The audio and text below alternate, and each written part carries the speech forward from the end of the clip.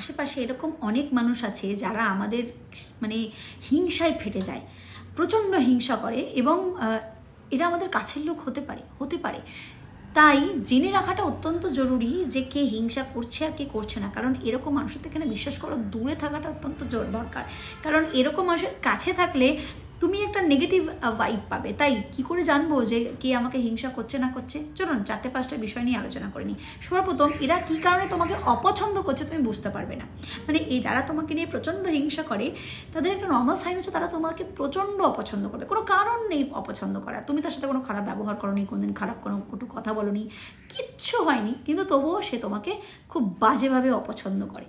তুমি যদি কোনোভাবে কোনো কিছুতে ফেল হয়ে যাও, মানে ছোটো কোনো অ্যাটেম্প্ট করেছো, কোনো কিছু ট্রাই করেছো এবং ফেল হয়ে গেছো, তার চোখে মুখে বা তার হাব ভাব, তার ব্যবহারে তুমি একটা দারুণ এনজয়মেন্ট বা তার একটা দারুণ একটা খুশি মানে বুঝতে পারবে।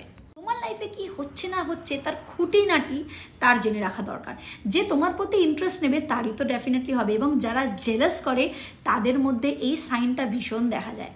যদি কোনো কিছু অ্যাচিভ করো না, যারা তোমাকে ভালোবাসবে তারা তোমাকে ক্রেডিট দেবে, তারা তোমাকে কংগ্র্যাচুলেট করবে, কিন্তু যারা তোমাকে হিংসা করবে না তারা বলবে ও ওটা তো হওয়ারই ছিল, ওর বাবা পয়সা দিয়ে কিনে দিয়েছে, বা এটা ও থোড়ি করেছে নাকি, এটা তো লাকে ছিল তাই হয়েছে। লাস্ট, পিছনে ফলো অবশ্যই করবে।